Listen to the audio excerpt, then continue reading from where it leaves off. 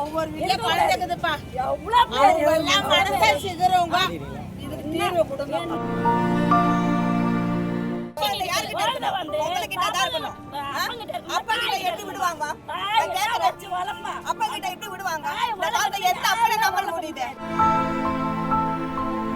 பாசத்தை காட்டி அது இதுன்னு வாங்கி கொடுத்து மொத்தமா குழந்தை மனசை பிரெயின் வாஷ் பண்ணி அப்பா தான் எனக்கு வேணும்னு சொல்ல வச்சிருக்கு.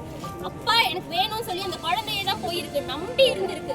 வாமா நம்ம ட்ரிப்பு போலாம்னு சொல்லிட்டு ஒரு ரூம் எடுத்து இந்த மாதிரி பண்ணிருக்காங்க. அந்த குழந்தை அவன் மேல வச்சிருக்க நம்பிக்கையை கெடுத்துட்டாங்க.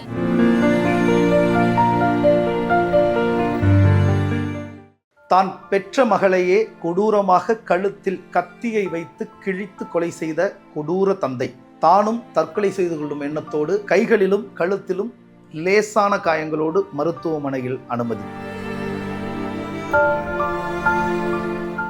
சென்னை ஓட்டேரியின் மங்களாபுரத்தில் நடந்த பதற வைக்கும் நிகழ்வு. விசாரணையை துவங்கிய காவல்துறை.